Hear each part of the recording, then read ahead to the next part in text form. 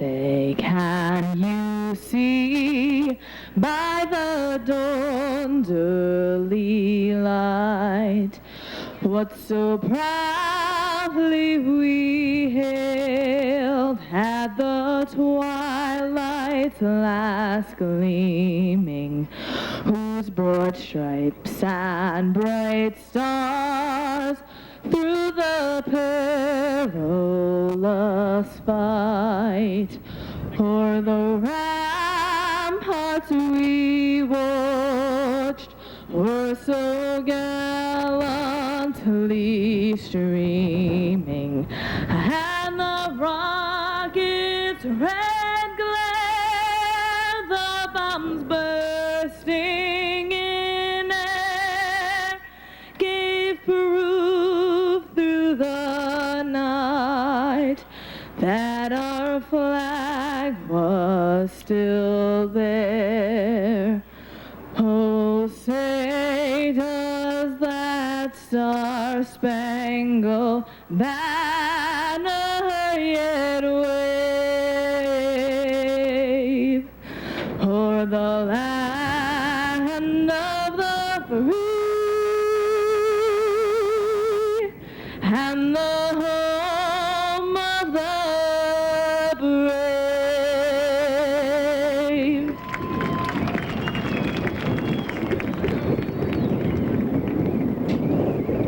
Pro Stocks will be coming out next for their first of two Dave Lind 50-lap feature events. Lining up in the pit area now, getting ready to come out. They'll get the clinched green flag one more time around. And as they set on their final pace lap for the beginning of the 1999 season, grab something loose. Grab your hats, T-shirts, bags, anything you have. Let's give them a great big Seekonk Speedway send-off as they get ready to do battle for 50 laps.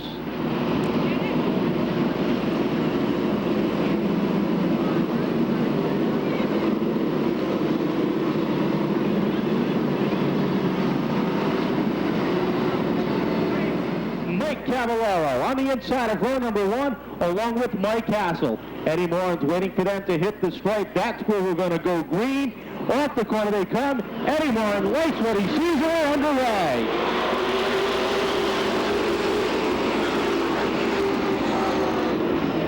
Cavallero jumps out to the early lead, and the 15 of Hassel jumps in right behind, opens up the outside for Dion in that yellow, black, and orange for 99. He takes over second, makes quick left as Hassel. Now sets his sights on Cavallero. Down the back straightaway they go. Former champion here, Wayne Dion. Kevin, it was with your father that he picked up a championship in the FKs and in the Pro Stock in the early 80s. And he now sets his sights out in front. He goes by Mike Astle and takes over the lead.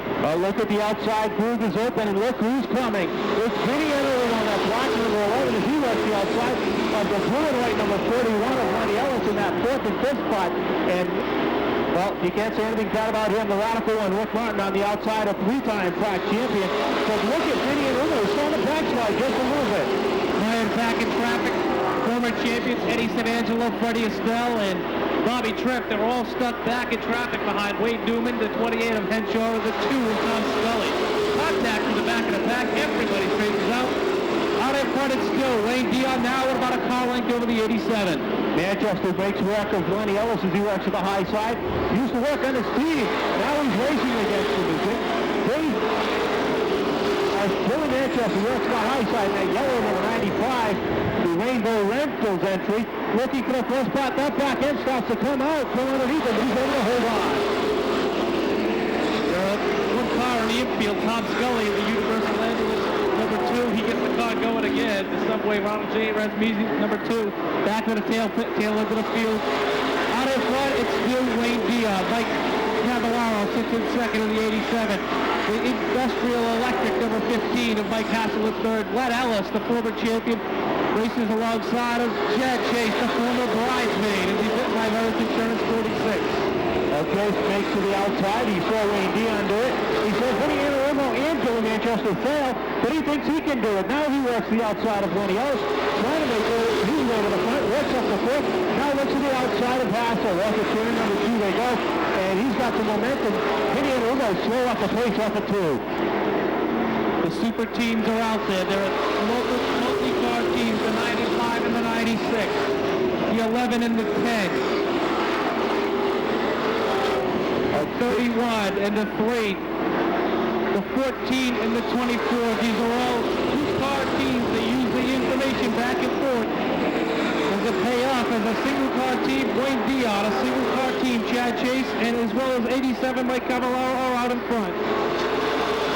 Wayne Dion so far is acting still his way, but it looks like that's all about to change right now as Chad Chace has worked his way up to the right quarter of Dion. Dion works that inside groove, trying to hold on, put a little bit more mustard on it, but you got to wonder if he's got anything left in the bottle, because here comes Chad Chace on the outside. A couple of rookies still running pretty decent in the field right now. Bobby LeClerc, the 42, he now runs up to the backside of Eddie San Angelo. In the back of the field, a little more, the Goodwill brothers hit back-to-back. Ray Alexander and Dave Poirier bring up the tail of the field. Off to four come your leaders, Wayne Dion, now Chad Chace to the outside. Here comes Rick Martin on the outside, trying to make it a three-car battle. Give a call to Mike Cavallaro, the number 87. He's done a great job of holding on, been able to hold off a lot of competitors. Rick Martin so far has not been able to get him out. Serious challenge. But Chad Chace did. Now he sets his sights on the leaders. They head through 3 and 4. Dion tries to hold on the inside of the turn number 4 across the stripe, and Chad Chace is going to get credited with leading that lap. Wayne Dion, a veteran, he's not going to give it up that easy. He tries back on the inside. Chace gets the advantage on the back. Pushes out. Dion tries it one more time on the inside. Well, Martin has gotten by Cavallaro in third. Now sets his sights on Dion as Chace had a hard time getting around. And Cavallaro goes around off the turn number 2, and Bobby Tripp into the wall very lightly. Not a lot of contact, but you got to wonder if there's any damage to Tripp's car. Looking for the green flag, one more time to fly. Green is out, we're back underway. A slow start as they hit the line, and dead even as they come across the line. Wayne Dion on the outside trying to hold on, and that multicolored number 99, but well, give a call to Rick Martin onto the inside, and some bumper tag deep in the pack as the 42 of LeClerc got into the 10 of Eddie San Angelo. Well, already the brand new 42 is bent up on the right side, the right front quarter. Eddie San Angelo has a problem with the 10. It looks like he may have a flat right front tire as he brings the car toward the pit area. Tough break for the San Angelo Buick driver.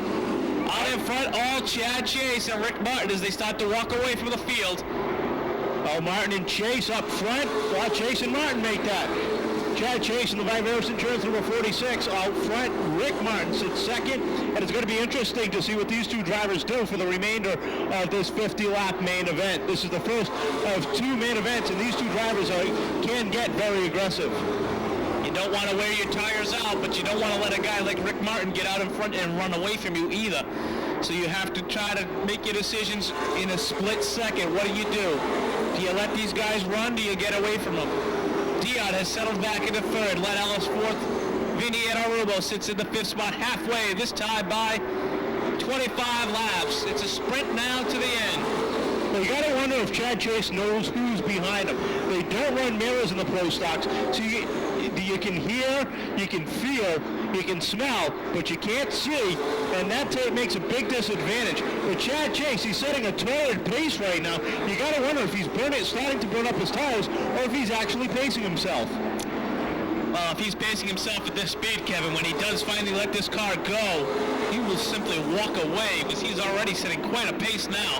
As the Martin in the 46 car, Poirier goes around with the 34. He backs it into the infield, right in front of the leaders, but he did get off the racing surface. Yellow was out. Wayne Newman goes around to the backstretch with the number 7. So Wayne Newman brings out the second caution of this 50-lap main event.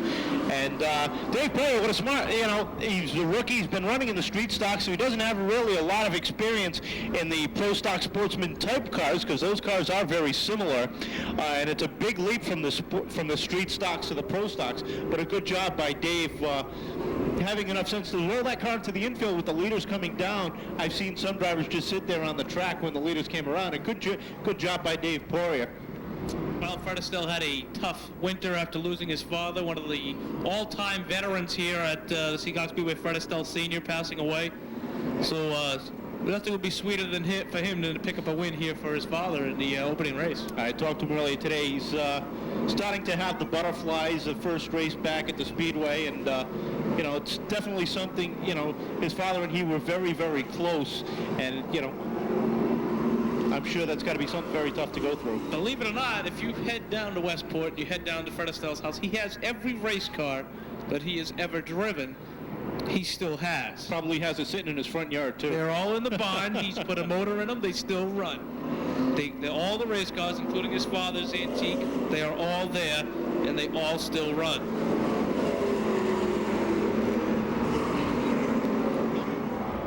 27 laps are complete, 23 remain. Looking for the green. Eddie Martin likes what he sees. Chace and Martin, familiar front row, and we're back underway.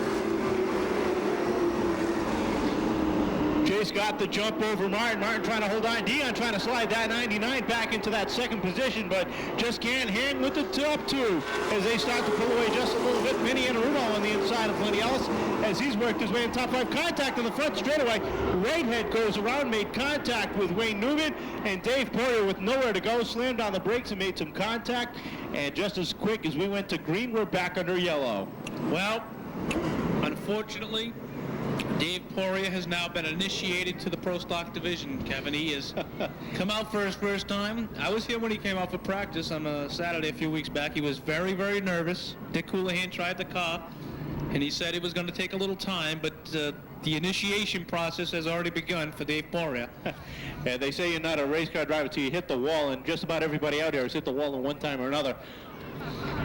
But Dave Poirier, you can see he's okay. He's unstrapping the belts and unhooking the window net and get this underway. You see Wayne Newman's out there checking out the right rear. He's got a flat right rear tire. Don't know if there's any more damage. And if you have to put somebody in the car for a short sprint distance to go to the front, Fred Astle is the guy to do it. Definitely a seat-of-the-pants driver and a lot of talent behind the wheel of that car. And, oh, I'm going to say out of the top 6 cars, there's a lot of talent. And let's see, we've got 3, 4, 5, 8, 9 championships in the top 6 cars. The only driver without a championship, I believe, is Chad Chace, and he's been the bridesmaid for just about all the guys in there. Well, actually, we can count him because he was the owner's champion from last year. Green is out. Martin slides back end out. Made a little bit of contact with Dion, but nothing major. They're all able to continue. A little bit of contact, but they all get going. Out in front, Chad Chace opens up a 2-car length lead. Rick Martin wants to shorten that up real quick. Another car length or so back to Wayne Dion at about a car and a half. That goes away real quick. Contact between the 11 of Vinny Inaruno and Wayne Dion. Look at Billy Manchester make the move to the bottom. What a veteran move that was off of turn 2. Saw the hole, went for it, and got it as he's now up into the top 5. And Freddie Astle got the worst of that when he got caught up next to the wall. Freddie Astle got hung out to dry. He's got to make up some time now to get back to the top 5. Len Ellis, after stopping to see if he had some problems with the race car, now runs up in the 5th spot. That's a brand new paint scheme for that car. Those colors actually came, the paint actually came from Rusty Wallace. Problem with the 96, the Ralco Electric 96 and Dave Hutchins, that car's off the pace. He's going to take that hard right turn to the pit area. Well, the top 2 have singled themselves out about a half a straightaway ahead of Wayne Dion. Dave Hutchins unable to make it into the pit area. That's going to bunch this field up. But let's give a call to Bobby LeClerc. He's up to 6th, and he's been making some strides and some great moves. And, well, a little family feud in the 4th turn. The Goodrow brothers got together. The 3 and the 31. The response ambulance number 3 gets going, but... And Vinny Inaruno is heading into the pit area as that car was starting to get extremely loose off the corners. Well, not a good day for the Superpowers team, if you will. Eddie Sanangelo going in with a flat tire, not coming back out. Now Vinny Inaruno on the buffet going. Caution lights out, looking for a green flag this time by, one more time, 32 laps in the record books. 34 rather, and looking for the green flag anymore and watching him off at turn number 4. Chad Chace quick on the gas. Martin again not able to come up to speed as quick. Dion not able to get underneath him as Martin slams the door. Here comes flying Freddie Astle to the inside of Len Ellis up to 4th, looking for 3rd. As Ellis tries to hold on the outside. Contact deep in the back. Ellis, the 11 of Vinny Inaruno, the 15 of Mike Hassel both get together. And as quick as we went to green, we're back under caution. Contact made. Nobody paying attention up front. Wayne Dion and Freddie Astle make contact, and Wayne Dion may have a flat left front tire. it goes away that fast. The caution comes out. Wayne Dion was watching the leaders in front of him. He did not see the caution come out. He ran up on the back of Rick Martin and Chad Chace, turned the car sideways in front of Freddie Astle. Freddie Astle caught him in the left front, and he either had some suspension damage or a left front flap because the car is down on that side. Tough break for the former champion driver of the Seekonk Kazuzu number 99. If there's a hard luck driver around here, Kevin, it's got to go to Wayne Dion. As good as he runs and as many wins as he picks up, the rest of the season just seems like he has nothing but trouble. Last year he started off the season strong. He came up opening night feature winner, but that was the last time he would see victory lane in the 1998 season. Had some strong runs, but just the luck wasn't there, and that's exactly what it is. You're either 100%, or if you're not 100%, you really look worse than you actually are, and that's what happened to Wayne last year. He wasn't 100%. Radical Fred Astle is fourth, with Billy Manchester rounding out the top five. Ray Lee, tire management, he's up to sixth, looking for the green. We're back underway. Once again, Chad Chace picks up where he left off, as does Rick Martin, right on his quarter panel. Freddie Astle and Len Ellis now side by side, as well as Ray Lee and Billy Manchester. Here comes Bobby LeClerc, and the 77, the Peter Palm Landscaping, number 77 of Alan McClure. It doesn't look like Fred Astle can get that car hooked up on the outside groove. That car is extremely loose, and it handles better on the inside. He settles back behind Len Ellis, but if I know Fred, he's not going to stay there very long. Well, you got to wonder, Kevin, has Fred used up the tires? He's been on the outside most of the race. He runs about a groove and a half compared to everybody else. Has he burnt the tires up this early in the race? Mike Cavallaro started on the outside. He has slid all the way to the back of the pack. Has he burnt his up?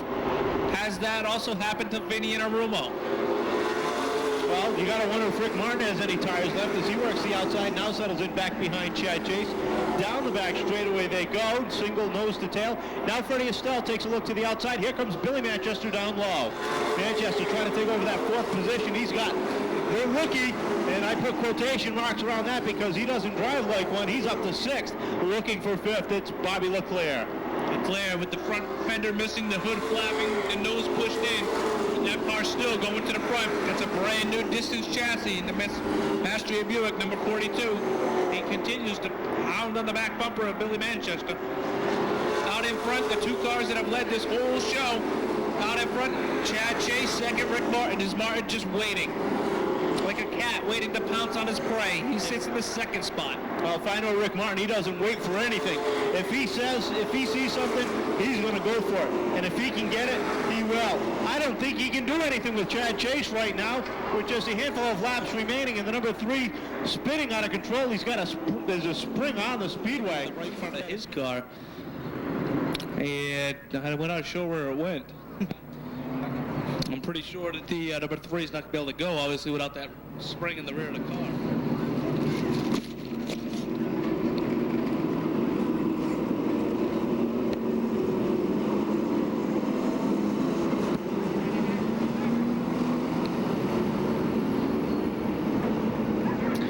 Dion able to come back out onto the Speedway.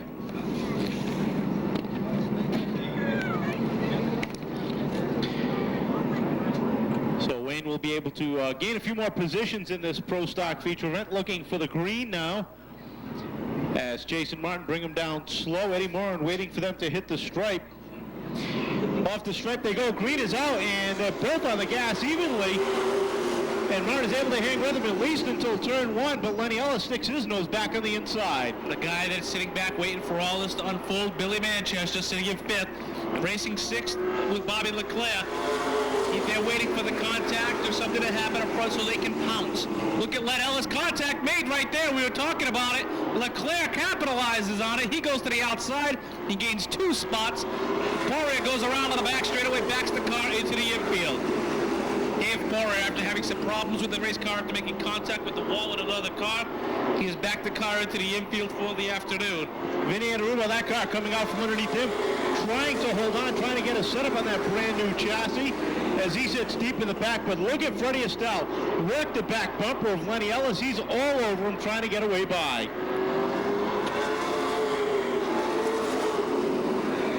two have started to pull away from the rest of the field. Chad Chace about a car length ahead of Rick Martin. They've got about 8 car lengths between the 41 of Ellis. 2 to go this time by. Chad Chace has just 2 more circuits remaining to hold off Radical Rick Martin. Fred Astle trying to hold on to that 14 as Vinny Intermo heads to the pits. White flag one more time around. Does Rick Martin have anything left for Chad Chace? Chace trying to hold on to that top spot down the back straightaway for the final time. Checkered flag is high in the air. Off the 4th corner they come, and Chad Chace takes down the win. Second is Martin. Ellis is third. Great run for Bobby LeClerc in 4th with Fred Astle rounding out the top 5. There you have it, ladies and gentlemen. That's the first 50-lapper, Chad Chace. The Shark is back. He has picked up a win with the Viveris Insurance. Arbella, Global Glass number 46. As he comes down, Frank and Helen's videos, the Converse photo supply, they're on their way down to do all the trackside photography. So now Chad has to make the pick, which will determine the restart for the start for the second 50 lap. He's got to pick the number that will on how many drivers will invert for the second feature event. That's right, Kevin. They're going to put 6, 8, 10, and 12 in a box and a hat, and Chad Chace, because of winning this race, will pick out of the hat. If they draw 10, the top 10 drivers will be inverted. That means whoever finished 10th, when they finally give us the lineup up here, will start on the pole. And whoever won, which was Chad Chace, will have to start 10th. So Chad will be hoping for 6th, as will Rick Martin. But the drivers who finish further back will be hoping for 8, 10, or 12. You know, I'm sure there's somebody out there wishing he could redraw the whole, invert the whole field.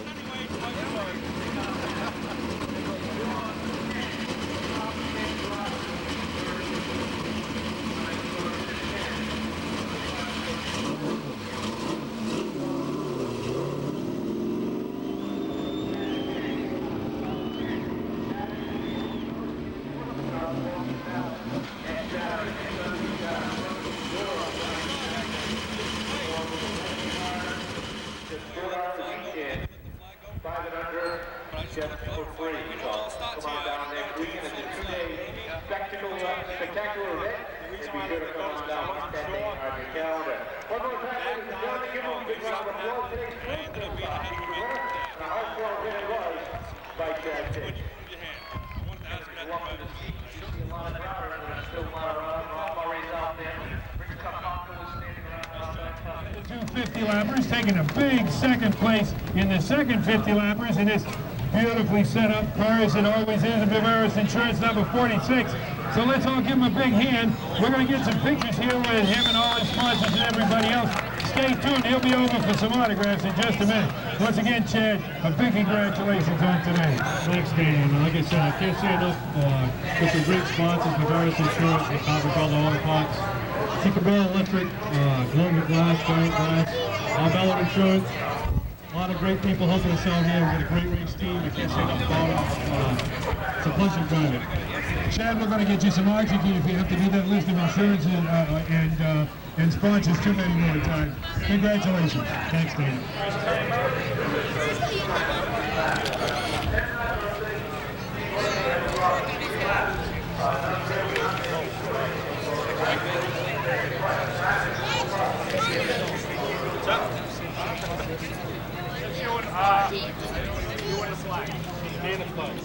Well, he's going to take a long time with this victory lap and savor this one. Nothing better than to come out of the box and pick up the first win of the season. This pretty much sets the stone for the whole season. Next up will be the mini cup race. Be the adult race. They'll be out in just a couple of seconds, and then we will have our second 50-lap main event for the pro side.